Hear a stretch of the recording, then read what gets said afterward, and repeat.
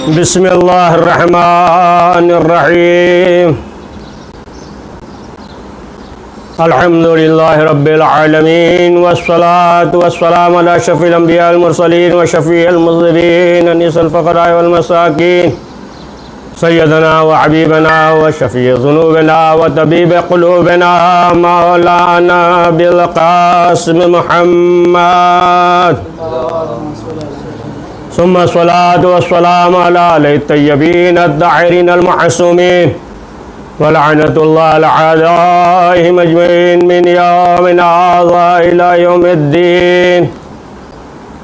अम्मा बाद फ़क़द क़ाल अल्लाहु तबारक व तआला फ़ी किताबिल मजीद व फ़ुरक़ानिल हमीद। बिस्मिल्लाहिर्रहमानिर्रहीम। कुल्लु नफ्सिन ज़ाइक़तुल मौत। सलवात पढ़ दे मोहम्मद वाले मोहम्मद पे। नाज़रीन इकराम,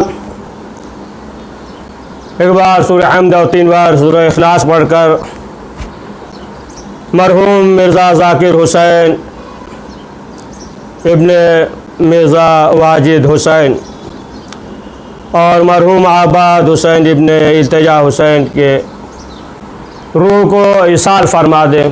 बिस्मिल्लाहिर्रहमानिर्रहीम। अल्हम्दुलिल्लाहि रब्बिल आलमीन अर्रहमानिर्रहीम मालिकि यौमिद्दीन इय्याका नअबुदु व इय्याका नस्तईन इहदिनस सिरातल मुस्तक़ीम सिरातल लज़ीना अनअमता अलैहिम गैरिल मग़ज़ूबि अलैहिम वलद्दाल्लीन।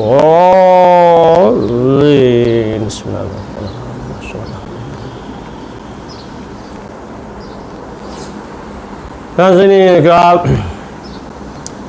ये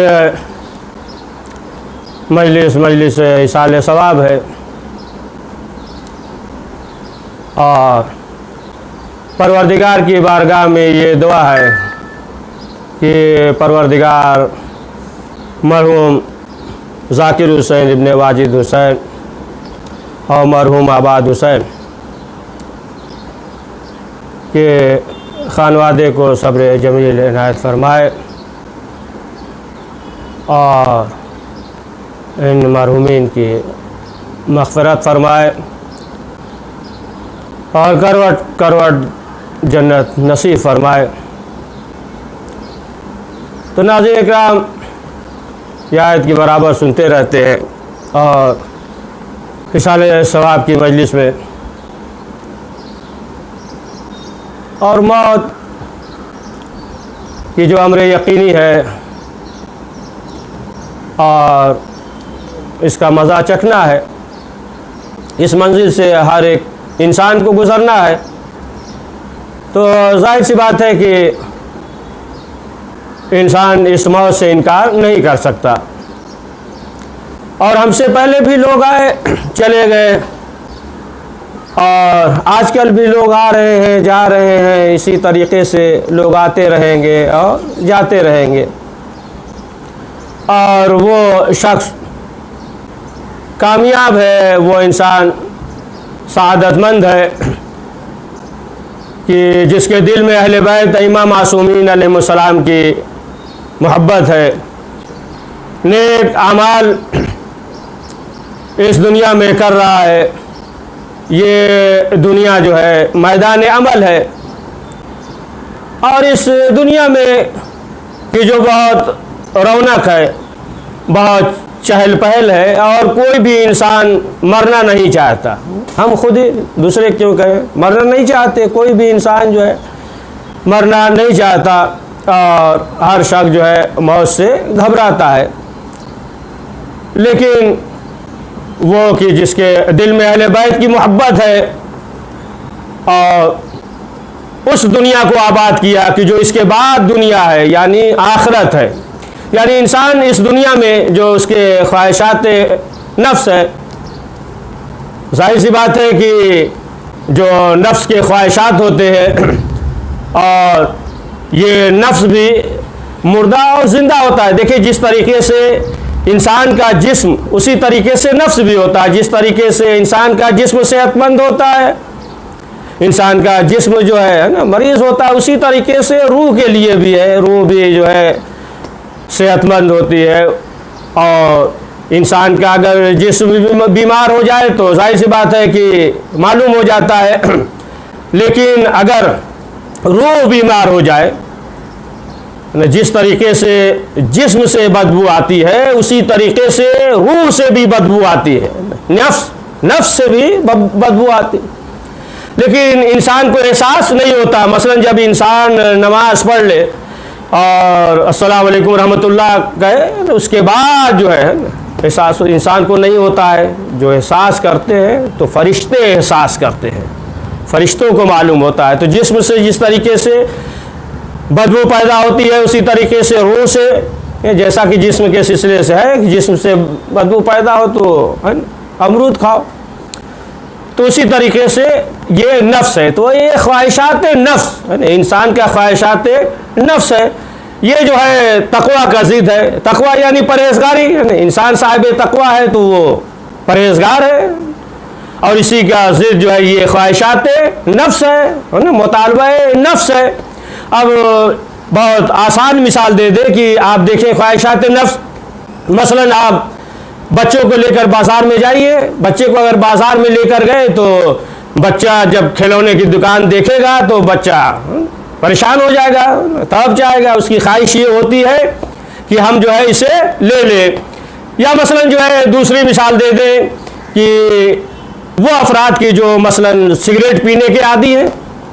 अब सिगरेट पीने के आदी है, अब अगर जो है रोज़े से हो और ऐसे शख्स के पहलू से गुजरे कि जो सिगरेट पी रहा हो, तो फिर आप देखें कि ख्वाहिशात नफ्स जो है, ख्वाहिशात नफ्स है, ये जो है मुतालबा करती है। लेकिन इसी के बरक्स जो है वो तकवा है। यानी जो इंसान साहिब तकवा होता है, जो इंसान तकवे को अख्तियार कर ले, तो फिर जो है ख्वाहिशात नफ्स को गालिब नहीं होने देता। जैसा ख़ुद पाँचवें इमाम मोहम्मद बाक़िर अलैहिस्सलाम ने फरमाया। और ये हदीस जो है बहुत गौर से सुने नाज़रीन इकराम, कि पाँचवें इमाम ने फरमाया कि जो अपने नफ्स को मुअख्खर कर दे, यानी जो ख्वाहिशात नफ्स हो उसे मुअख्खर कर दे, और जो परवरदिगार का हुक्म है उसे मुक़द्दम कर दे, यानी ख्वाहिशात नफ्स को मुअख्खर कर दे और परवरदिगार के हुक्म को मुक़द्दम कर दे, तो फिर उसके लिए क्या है। पहले हम मिसाल देते हैं, इस हदीस को मिसाल के ज़रिए वाज़े करें कि मसलन नमाज का वक्त हो गया, नमाज का वक्त हो गया है ना, अजान हो रही है।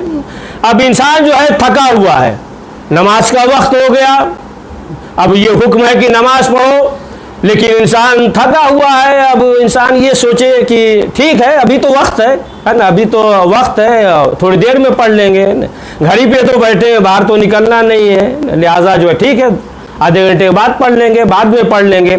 यानी मालूम ये हुआ कि अब ये हुक्म है कि नमाज पढ़, नमाज का वक्त हो गया, और उसका जो नफ्स है वो ये कह रहा है कि अभी थके हैं, थोड़ा आराम कर लें, थोड़ी देर के बाद हम नमाज पढ़ लेंगे। या मसलन जो है दिगर चीज़ें हैं, मसलन सदका है या खैरात है। अब ये हुआ कि ठीक है दे देंगे, अभी क्या है उसमें, कोई मसला नहीं, बाद में से जो है अंजाम देंगे। तो अब आप देखें कि मालूम ये हुआ कि उसका ख्वाहिशात नफ्स ये है कि अभी नहीं, हम जो है थोड़ी देर के बाद इसे अंजाम देंगे। लेकिन उसके बावजूद अपने ख्वाहिशात नफ्स को मुअख्खर कर दे, परवरदिगार के हुक्म को मुक़द्दम कर दे, तो पाँचवें इमाम मोहम्मद बाक़िर अलैहिस्सलाम फरमाते हैं कि परवरदिगार ने अपने ज़ात की कसम खाई है कि ये तमाम ज़मीन और आसमान ये जो है ज़ामिन है, और हम जो है उस तक रिस्क जो है पहुँचाएँगे।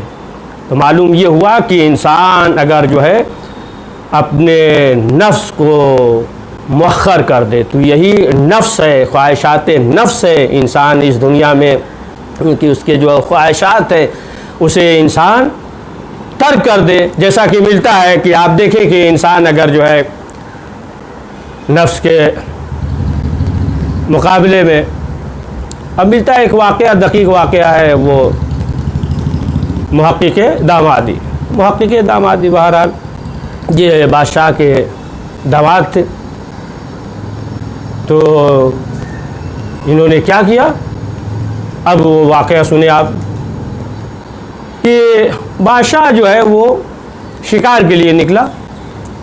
जब शिकार के लिए निकला तो उसकी बेटी भी साथ में निकली और मर्दाना लिबास पहनकर। अब बादशाह गया और जाने के बाद शिकार किया। बहरहाल शाम के वक्त जो है वो वापस आया और उसकी लड़की जो है राह भटक गई तो दूर से देखा, शाम हो गई थी, दूर से क्या देखा कि एक हुजरा है, मदरसा था, वहाँ से रोशनी आ रही है तो वहाँ पे ये गई और जाने के बाद इसने ये कहा कि रात हो गई है, लिहाजा जो है हम तो जा नहीं सकते, लिहाजा हम ये चाहते हैं कि आज आप हमें पनाह दे दें, रात में यहाँ रुक जाएंगे और फिर सुबह के वक्त हम अपने घर चले जाएंगे। तो मुहक्किक दामादी ने देखा, जाहिर सी बात है कि मर्दाना लिबास पहने हुए थी। तीनों ने कहा कि ठीक है आ जाओ, कोई मसला नहीं है। वो हुजरे में आ गई और चिराग रोशन था और ये मुतालिया कर रहे थे, किताब पढ़ रहे थे। तो मुतालिया करते करते उन्होंने दौरान में क्या देखा कि वो जो है अपने लिबास को तब्दील कर रही है। तो इन्होंने देखा कि ये तो मर्द नहीं है, ये तो औरत है, ये तो लड़की है, मर्दाना लिबास जो है उतार रही है। जब इन्होंने देखा कि ये लड़की है, हसीन खूबसूरत लड़की है, तो अब ये जो है पूरी रात अपनी उंगली को उस चिराग में जलाते रहे और यहाँ तक कि जब सुबह हो गई और जब बादशाह की बेटी पहुंची, बादशाह ने सवाल किया कि तुमने रात कहाँ गुजारा, कहाँ थी? तो पूरा वाक़या तफसील से बयान किया। जब पूरा वाक़या तफसील से बयान किया तब बादशाह ने हुक्म दिया कि बुलाया जाए। और जब ये गए तो बादशाह ने सवाल किया, कहा कि ये बताइए कि आप जो है अपनी उंगली को क्यों चिराग में जला रहे थे? तो मुहक्किक दामादी ने ये कहा कि सिर्फ इसलिए कि कहीं हमारा नफ्स गालिब ना आ जाए, नफ्स गालिब ना आ जाए, लिहाजा हमने जो है अपनी उंगलियों को जलाया। तो अब आप देखें कि अगर इस तरीके से हो, यानी इंसान सब्र करे तो फिर बादशाह का दामाद बन जाता है। और अगर जो है फ़लसफ़ी में आप देखें, अगर किसी का नाम आता है तो वो जो है मुहक्किक दामादी हैं। तो ये इंसान का नफ्स है, ये इंसान के ख्वाहिशात हैं कि जैसा कि ख़ुद चौथे इमाम ज़ैनुल आबिदीन अलैहिस्सलाम फरमाते हैं। आप देखें सहीफ़े कामिला में कि जो 48 दुआ नंबर है कि इमाम उसमें जो है फरमाते हैं कि अल्लाहुम्मा हाज़ा यौमुल मुबारक मैमून व मुस्लिमून। और उसी दुआ का ये फ़िक्रा है कि इमाम फरमाते हैं कि यशदून साइलून वर्राग़िबून वर्राहिबून वत्तालिबून, कि कुछ साइल होते हैं, कुछ सवाली होते हैं। इमाम ने फरमाया सहीफ़े सज्जादिया कि दुआ नंबर 48 में इमाम फरमाते हैं कि रोज़ जुमा कुछ ऐसे अफराद होते हैं कि जो साइल होते हैं, कुछ जो है तालिब होते हैं, कुछ जो है राग़िब होते हैं और कुछ इंसान जो है वो राहिब होते हैं, यानी रोज़े जुमा जो जमा होते हैं, मस्जिद में आते हैं। तो ये 4 किस्म के अफराद होते हैं। तो अब आप देखें कि ये 4 चीज़ें के इमाम ने जो फरमाया कि कुछ साइल होते हैं और कुछ जो है तालिब होते हैं, कुछ राग़िब होते हैं, कुछ राहिब होते हैं। तो ये जो 4 अफराद, अब थोड़ा हम वजाहत कर दें, थोड़ा वजाहत कर दें कि इमाम ने फरमाया कि रोज़े जुमा कुछ साइल होते हैं। तो अब साइल देखिए आप, साइल जो है कुछ साइल होते हैं, यानी उन्हें ये मालूम नहीं होता कि देने वाला हमें क्या देगा। मसलन आप देखें कि रोड पे, रास्ते पे जो फ़कीर बैठे हुए होते हैं तो उन्हें जो है ये मालूम नहीं है कि देने वाला हमें क्या देगा। मसलन देने वाला हमें जो है 5 रुपया देगा, 10 रुपया देगा, या मसलन जो है कपड़ा देगा या खाने का सामान देगा, है ना। साइल है, वो सवाल कर रहा है। लेकिन जो है उसे ये मालूम नहीं है कि देने वाला हमें क्या देगा, मसलन 10 रुपया देगा या 20 रुपया देगा। तो इमाम ने फरमाया कि इसी तरीके से रोज़े जुमा जो जमा होते हैं, मस्जिद में जो जमा होते हैं, तो कुछ जो है साइल हैं, साइलून यानी सवाल करते हैं, परवरदिगार की बारगाह में सवाल करते हैं। तो कुछ ऐसे अफराद हैं। और फिर इमाम ने फरमाया कि कुछ जो है तालिब होते हैं, यानी वो जो है अपनी ज़रूरतों को जानते हैं, यानी जो मांगते हैं, सवाल करते हैं, तो वो जानते हैं कि हमें जो है इस चीज़ की ज़रूरत है।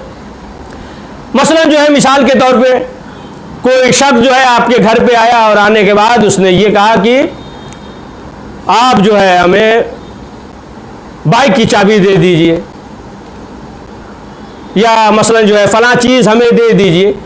तो मालूम ये हुआ कि इसे जो है मालूम है, यानी उसके पास ये चीज़ नहीं है और उसे जो है इस चीज़ की ज़रूरत है, लिहाजा जो है वो सवाल कर रहा है कि यानी हमारे पास जो है बाइक नहीं है, लिहाजा आप हमें दे दीजिए, यानी जानने वाला जानता है। तो इमाम ने फरमाया कि कुछ अफराद जो है ऐसे हैं कि उन्हें मालूम है ना कि मसलन परवरदिगार हमारे पास जो है दौलत नहीं है, या जो है बच्चे नहीं है, या बच्चे के लिए लिबास नहीं है, या खाने की ज़रूरियात खाने की चीज़ें नहीं है। तो कुछ अफराद जो है ऐसे हैं कि रोज़े जुमा जो आते हैं, जो जमा होते हैं, तो वो जो है तालिब है। अब इमाम फरमाते हैं कि कुछ अफराद जो है राग़िब होते हैं, यानी वो जो है जानते हैं कि ये चीज़ जो है कैसी है, उसकी तरफ जो है रग़बत रखते हैं। जैसे मसलन मिसाल के तौर पे आप देखें कि बच्चा जो है रग़बत रखता है मसलन क्रिकेट की तरफ, फुटबॉल की तरफ, है ना, मसलन जो है गेम की तरफ, यानी उसे ये मालूम है कि ये गेम है, ये और ये जो है फुटबॉल है, ये क्रिकेट है, तो उसे जो है रग़बत है, लिहाजा रग़बत है तो वो बढ़ता है ना, चाहता है कि वो चीज़ ले ले, यानी रग़बत राग़िब। या मसलन जो है आप देखें कि इंसान जो है अगर दस्तरखान पे तमाम चीज़ें हो, मसलन जो है दस्तरखान पे मीठा भी है, दस्तरखान पे सलाद भी है, चटनी भी है, पुलाव भी है, तमाम चीज़ें हैं, तो इंसान जिससे रग़बत रखता है उसकी तरफ हाथ पहले बढ़ाता है। क्यों? उसे मालूम है कि इसका जायका कैसा है, मीठे का जायका कैसा है, मसलन जो है सलाद का जायका कैसा है, चटनी का जायका कैसा है, लिहाजा जो है वो रग़बत रखता है। तो जिस चीज़ से रग़बत रखता है फ़ौरन जो है उसकी तरफ जो है वो हाथ बढ़ाता है। अगर चटनी से रग़बत रखता है तो चटनी की तरफ पहले हाथ बढ़ाता है। तो इमाम ने फरमाया कि कुछ जो है राग़िब होते हैं, यानी वो इंसान कि उन्हें मालूम होता है कि हम ये काम करेंगे तो हमारा परवरदिगार हमसे खुश होगा, अगर ये हम काम करेंगे तो परवरदिगार हमसे नाराज़ होगा। यानी उन्हें मालूम है कि हम जो है किसी गरीब की मदद करेंगे तो परवरदिगार हमसे खुश होगा, हम इशार करेंगे परवरदिगार हमसे खुश होगा, हम यतीम के लिए सहारा बनेंगे तो परवरदिगार हमसे खुश होगा, और अगर हम किसी को बेजा सताएंगे तो परवरदिगार हमसे नाराज़ होगा, अगर हम किसी को तमाचा मारेंगे तो परवरदिगार हमसे नाखुश होगा, अगर हम जुल्म करेंगे तो परवरदिगार जो है हमसे नाखुश होगा। यानी उन्हें जो है मालूम होता है कि अगर जो है ये काम करेंगे तो परवरदिगार हमसे खुश होगा, यानी तमाम चीज़ें कि उन्हें ये मालूम होता है कि माशरे में किस अंदाज से इस्लाह करनी चाहिए। तो इमाम ने फरमाया कि कुछ जो है राग़िब होते हैं जो रोज़े जुमा जमा होते हैं मस्जिद में। अब इमाम फरमाते हैं कि कुछ राग़िब होते हैं, यानी हर वक्त जो है उनके दिल में खौफ खुदा होता है ना, यानी वो जो है डरते रहते हैं कि ऐसा न हो, है ना, कि हमसे कोई ऐसा अमल सरजद हो जाए कि हमारा परवरदिगार जो है नाराज़ हो जाए। मसलन जो है आप देखें कि इंसान जब गाड़ी चलाता है, सवारी पे सवार होता है, गाड़ी चला रहा है तो कितना एहतियात करता है, यानी ऐसा इंसान जो है उसे खौफ होता है ना कि ऐसा ना हो, गाड़ी चला रहा है तो खौफ है कि ऐसा ना हो कि सामने से कोई जानवर आ जाए, ऐसा ना हो कि कोई बच्चा आ जाए, ऐसा ना हो कि रास्ते में छन्नी हो, गड्ढा हो, ऐसा ना हो कि सामने से कोई बाइक आ जाए, टकरा जाए। तो हर वक्त जो है वो खौफ ज़्यादा रहता है। तो इमाम ने फरमाया कि इसी तरीक़े से वो अफराद कि कुछ आते हैं जो जमा होते हैं रोज़े जुमा जो मस्जिद में, तो वो जो है राहिब होते हैं कि हर वक्त जो है वो खौफज़दा होते हैं कि कहीं ऐसा ना हो कि कोई है हमसे ऐसा अमल सरजद हो जाए कि जिससे परवरदिगार नाराज़ हो जाए, या ऐसा ना हो कि मालूम ये हुआ कि चंद लम्हे के लिए ख़ता किसी और की हो और उसके सर पे आ जाए। तो जाहिर सी बात है कि चंद लम्हे के लिए ही सही, तो उसके लिए मुसीबत है, परेशानी है। इसीलिए इमाम मासूमीन अलैहिमुस्सलाम ने फरमाया कि तुम जो है अपने दरमियान सदक़े को रवाज दो, ताकि ये सदका जो है तमाम बला और परेशानियों को दूर कर देगा और इसके ज़रिए जो है तुम महफूज रहोगे। तो मालूम ये हुआ कि अब आप देखें कि वो अफराद की जो परवरदिगार की बारगाह में हाजिर होते हैं, तो इस किस्म के अफराद होते हैं। लिहाजा अगर इंसान जो है तस्किया नफ्स कर ले, इंसान जो है अपने नफ्स पे कंट्रोल कर ले, तो वो इंसान जो है साहिब तक़वा है, वो इंसान जो है तक़वा यानी परहेज़गार है, साहिब तक़वा मुत्तक़ी है। तो अब आप देखें कि असल जो है कमाल वो जो है नफ्स के ऊपर है कि नफ्स कंट्रोल कर ले। जैसा कि जब मौला अली हज़रत अली अलैहिस्सलाम गुज़र रहे थे, तो मौला ने क्या देखा कि दो अफराद हैं कुश्ती लड़ रहे हैं। तो इमाम ने देखा तो इमाम ने रोक दिया, इमाम ने मना कर दिया, रोक दिया, कहा कि ये जो है बहादुरी नहीं है। खैर इमाम ने कहा, रुक गए। फिर उसके बाद जो है इमाम की खिदमत में हाजिर हुए। जब इमाम की खिदमत में हाजिर हुए तो लोगों ने इमाम से सवाल किया कि मौला आपने ये कहा था कि ये बहादुरी नहीं है। तो इमाम ने कहा कि हाँ देखो, असल जो है बहादुरी ये है कि नफ्स पे कंट्रोल करें, ख्वाहिशात नफ्स पे। तो मालूम ये हुआ कि मौला अली के निगाह में बहादुर वो है कि जो नफ्स पे कंट्रोल करे। अब कमज़ोर मौला अली की निगाह में वो है जो ख्वाहिशात नफ्स पे कंट्रोल न करने पाए। तो अब आप देखिए इसी सिलसिले से आप देखिए किस तरीके से जो है एक गुलाम ने अपने नफ्स पे गलबा हासिल किया। इमाम मोहम्मद तकी अलैहिस्सलाम वो फरमाते हैं कि छठे इमाम इमाम जाफ़र सादिक अलैहिस्सलाम का एक ग़ुलाम था। इमाम का एक ग़ुलाम था, ख़ुरासानी ग़ुलाम इमाम का।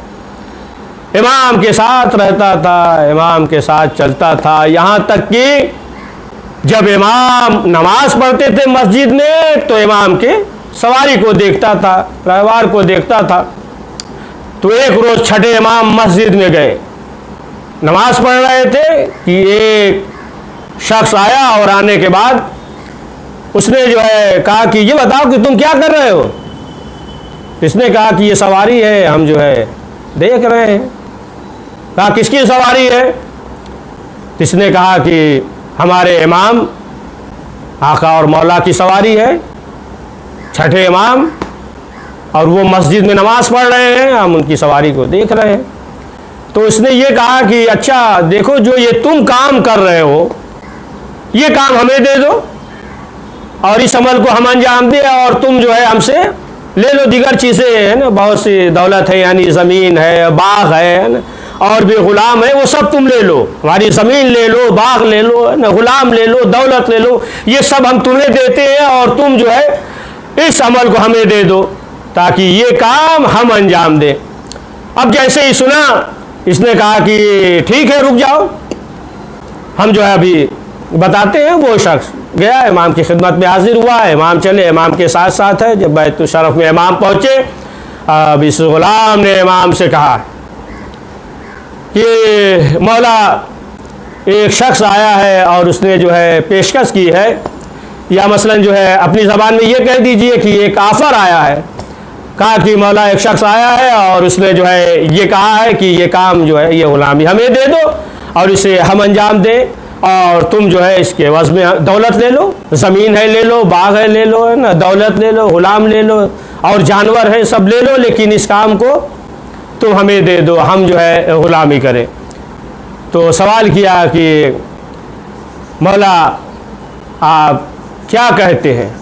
इमाम ने कहा कि देखो हम तो ऐसे भी है ना रहनुमाई करते रहते हैं और हमारे लिए कोई मसला नहीं है, तुम जो है जाना चाहो तो जा सकते हो।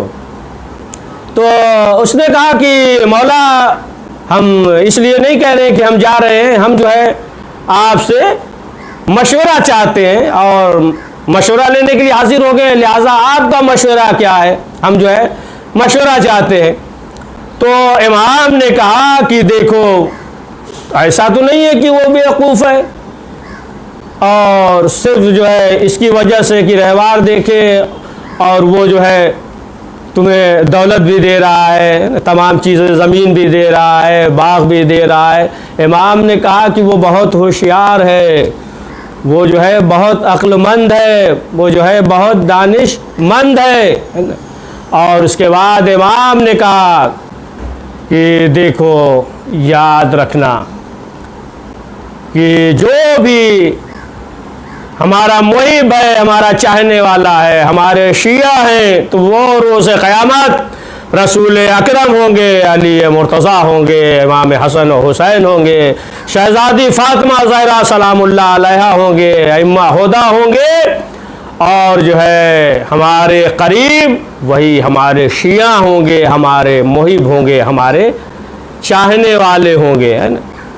अब उसने ये कहा कि मौला ये सौदा जो है हम नहीं कर सकते। अब जब दोबारा हाजिर हुआ उसकी खिदमत में तो उसने खुद ही कह दिया कि हमने चेहरा देख के अंदाज़ा कर लिया कि जब तुम गए थे तो कैफियत और थी, आए तो अब कैफियत और है।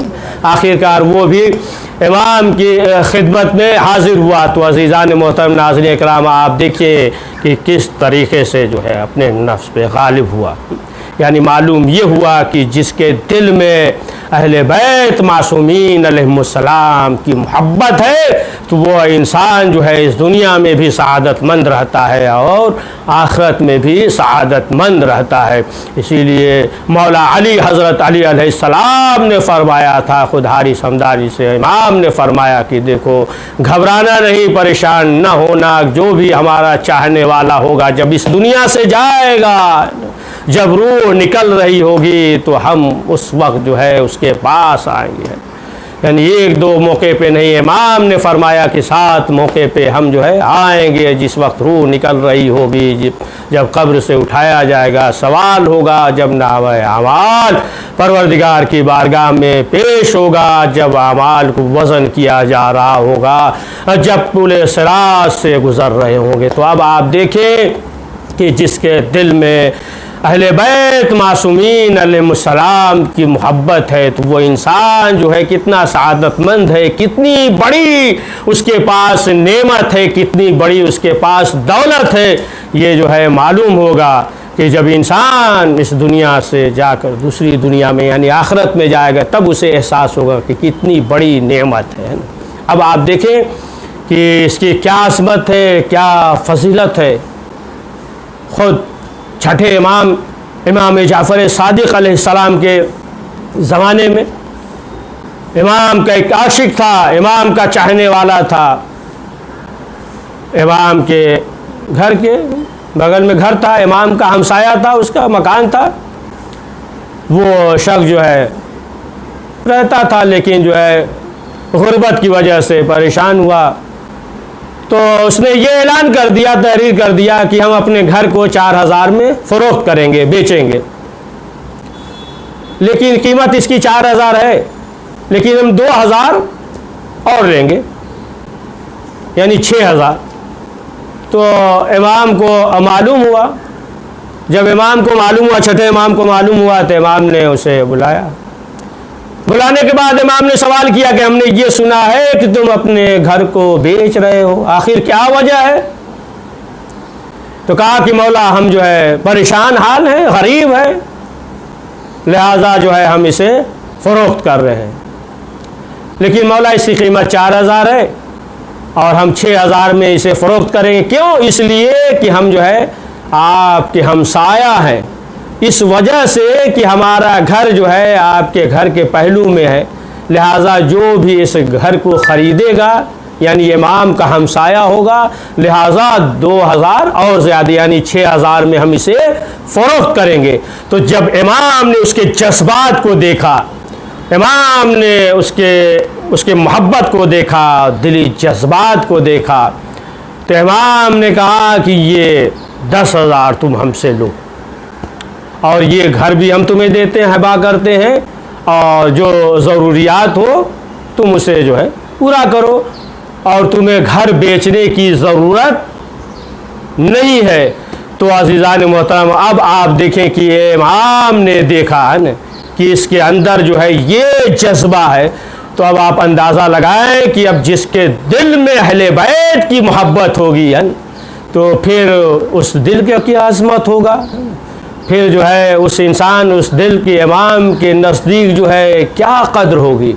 लिहाजा वो शख्स के जिसके दिल में अहले बैत मासूमीन अलैहिमुस्सलाम की मोहब्बत है, तो वो इंसान सआदतमंद है। लिहाजा अब आप देखें कि यही इंसान है कि जाहिर सी बात है कि इस दुनिया से जब जाने लगता है और मौत और सकरात का जब मरहला होता है तो कितना सख्त मरहला होता है, बड़ा सख्त मरहला होता है।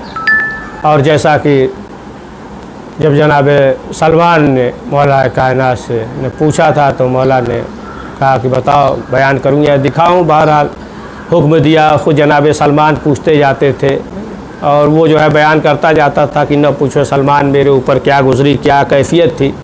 लेकिन वही कहता है कि सलमान कि जब मैं कब्र में था मुझे मालूम नहीं कि हमने क्या क्या किया, और फरिश्ते ने एक कफन के टुकड़े पे लिख दिया, गले में डाल दिया, ऐसा मालूम हो रहा था कि जैसे पहाड़ हो। लेकिन सलमान मेरी कब्र में थोड़ी देर के बाद रोशनी हो गई। जब रोशनी हो गई तो हम मुस्कुराने लगे। पूछा, हमने सवाल किया आने वाले से कौन, तो आने वाले ने जवाब दिया कि हम वलायत अली की शक्ल में हैं, हम नमाज की शक्ल में हैं, हम रोज़ा की शक्ल में हैं। तो अज़ीज़ान मोहतरम, मालूम ये हुआ कि इंसान इस दुनिया से जाता है और उसके दिल में अहले बैत इमाम मासूमीन अलैहिमुस्सलाम की मोहब्बत होती है, नेक अमाल अंजाम देता है, तो वो इंसान सआदतमंद है।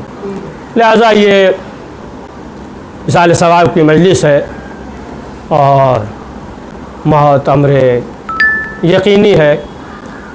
इस मरहले से हर एक को गुज़रना है और इंसान को ये मालूम नहीं कि किस वक्त मौत आ जाएगी। चलते फिरते, उठते बैठते, सोते जागते, हर वक्त इंसान जो है मौत के मुंह में है। लिहाजा मासूमीन अलैहिस्सलाम ने फरमाया कि इंसान को चाहिए कि हर वक्त मौत को याद करे, दिन में कम से कम जो है 10 मरतबा 20 मरतबा मौत को याद करे, है ना। मौत के लिए दुआ ना करे। मासूमीन ने फरमाया कि मौत के लिए दुआ ना करे कि मौत आ जाए, नहीं। अगर दुआ कर रहा है इसके मानी ये है कि इंसान के अंदर जो है सब्र का मादा नहीं है। लिहाजा हर वक्त जो है इंसान को चाहिए कि वो मौत को याद करे। और आप देखें कि वो इंसान कि जो उस दुनिया को आबाद कर लेता है, जैसा कि इमाम हसन मुज्तबा अलैहिस्सलाम से जब लोगों ने सवाल किया कि मौला क्या वजह है कि लोग मौत से घबराते, तो इमाम ने यही फरमाया कि इसलिए कि वो जो है इस दुनिया को आबाद कर लेते हैं और उस दुनिया को ख़राब कर लेते हैं, यानी जो आखिरत है। लिहाजा जो है कोई इंसान जो है आबादी से निकल कर ख़राबे की तरफ नहीं जाना चाहता है। लिहाजा असल जो है वो दुनिया वही है, तो फ़ानी दुनिया है। एक जो है मुसाफिर के मानिंद है, एक पुल के मानिंद गुज़रगा ये दुनिया। असल जो है इसके बाद वाली दुनिया है, यानी आखिरत है। असल ठिकाना वही है। कि इंसान को है ना वही हमेशा, ये तो बहरहाल 4 दिन की है ना ज़िंदगी है, बोलते रहते हैं ना। ये तो उसी तरीके से कि आप देखें, मिसाल से वाज़े कर दें कि आप देखें कि बहुत से अफराद जो हैं शहर बॉम्बे मीरा रोड में बहुत से अफराद हैं, यहाँ पे मकान है ना, फ्लैट है, और उस छोटे से मकान में मालूम हुआ कि 8 अफराद हैं, 10 अफराद हैं, 20 अफराद हैं। और देखिए वतन में मालूम हुआ कि बहुत बड़ा मकान है, रहते यहाँ हैं, और मकान कहाँ बनाते हैं? वतन में, अपने वतन में मकान बनाते हैं, बड़ा मकान है, मालूम यहाँ रह रहे हैं, लेकिन मकान जो है वहाँ वतन में है, वतन में बनवाते हैं। क्यों? यहाँ क्यों नहीं बनवाते? इसलिए कि असल वतन जो है उसे शुमार करते हैं, उसे जो है अपना वतन मानते हैं। तो इसी तरीके से अज़ीज़ान मोहतरम आखिरत, लिहाजा इंसान को चाहिए कि इस दुनिया में ज़्यादा से ज़्यादा नेक अमाल करे और वहाँ के लिए भेजे कि जहाँ इंसान को हमेशा रहना है। तो हाँ अज़ीज़ान मोहतरम नाज़रीन इकराम, ये मौत है कि इंसान घबरा जाता है, परेशान हो जाता है, लेकिन कोई ऐसी चीज़ हो कि जिसकी वजह से इंसान को सब्र हो, इत्मीनान हो जाए। लिहाजा वो जो है वाक़े करबला है कि आप देखें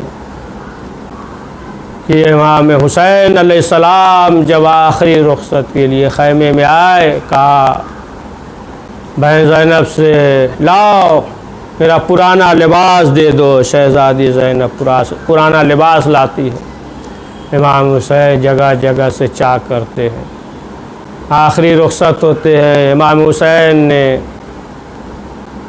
कहा ज़ैनब खुदा हाफिज़, उम्मे कुलसूम खुदा हाफिज़, फ़िज़ा खुदा हाफिज़, रुबाब खुदा हाफिज़, हर एक को आखिरी सलाम किया। इमाम हुसैन खैमे से निकले, एक मरतबा दाएँ जानिब देखते हैं, बाएँ जानिब देखते, आवाज़ देते हैं कासिम कहाँ हो, अकबर कहाँ हो, अब्बास कहाँ हो। शहज़ादी ज़ैनब खैमे से बाहर निकली। शहज़ादी ने कहा भैया आज ज़ैनब आपको सवार कराएगी। हाँ आज़ादारों, शहज़ादी ज़ैनब ने भाई को सवार किया। इमाम हुसैन घोड़े पे सवार है, मैदान की तरफ जाना चाहते हैं कि ज़ुलजना कभी सर नीचे करता है, कभी ऊपर करता है। अब जो इमाम हुसैन ने देखा, क्या देखते हैं, जनाब सकीना ज़ुलजना के पाँव से लिपटी हुई बहन कर रही है, ए मेरे बाबा के रहवार, मेरे बाबा को न ले जा। जो भी गया वापस नहीं आया। चचा अब्बास गए वापस नहीं आए, भैया अली अकबर गए वापस नहीं आए। इमाम हुसैन घोड़े से उतरे, सकीना को सीने से लगाया, खुदा हाफिज़ कहा मक्तल में आए। हाँ आज़ादारों मक्तल में आए।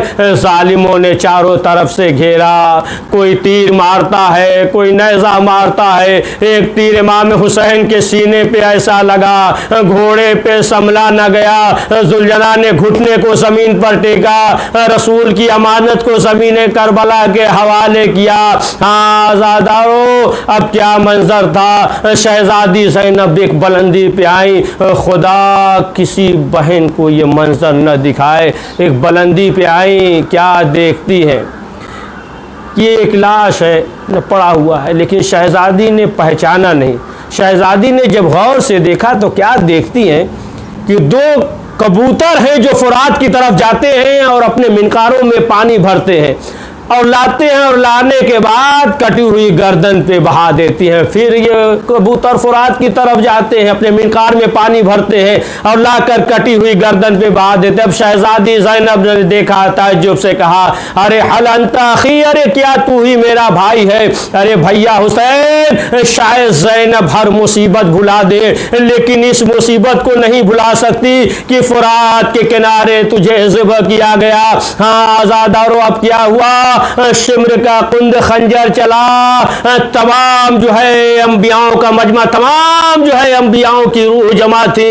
इधर जो है शिम्र का कुंद खंजर है। शिम्र ने ज़िब नहीं किया, बल्कि जो है ज़रबे लगाई हैं। 1-2 ज़रब नहीं, बल्कि 12 ज़रब लगी हैं। तमाम अंबियाओं का मजमा है, तमाम रूहें मौजूद हैं। पहली ज़र्ब चली, जनाब नूह खड़े हो गए, मेरे मालिक मैं बर्दाश्त नहीं कर सकता।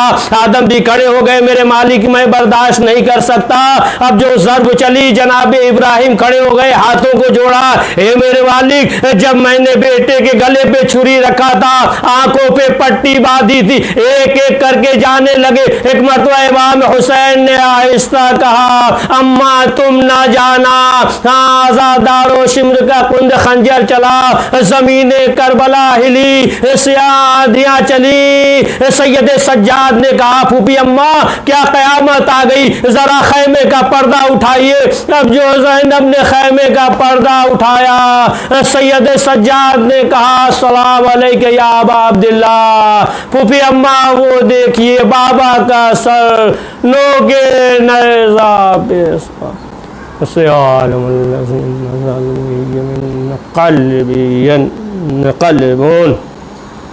परवरदिगार अहले बैत मासूमीन अलैहिस्सलाम का वास्ता इस मुख्तसर से अमाल को कबूल फरमा। करीम जो परेशान हाल है उनकी परेशानियों को दूर फरमा।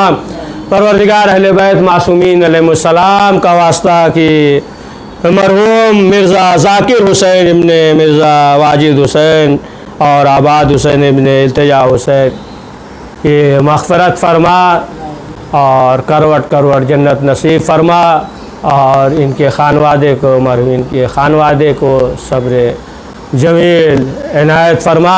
परवरदिगार अहले बैत मासूमीन अलैहिस्सलाम का वास्ता कि ये जो वबा है, जो बीमारी है, परवरदिगार इस बीमारी से सबको महफूज फरमा, और जो मरीज़ हैं परवरदिगार उन्हें शफ़ाए आजिल इनायत फरमा। करीब हज़रत के ज़ुहूर में ताजील फरमा, हमें उनके अवान व अंसार में शुमार फरमा। नाज़रीन इकराम, एक मरतबा सूरह हम्द और 3 मरतबा सूरह इखलास पढ़कर मरहूम मिर्ज़ा ज़ाकिर हुसैन इब्ने मिर्ज़ा वाजिद हुसैन और मरहूम आबाद हुसैन इब्ने इल्तिजा हुसैन के रूह को इसाल फरमाते हैं। बिस्मिल्लाह।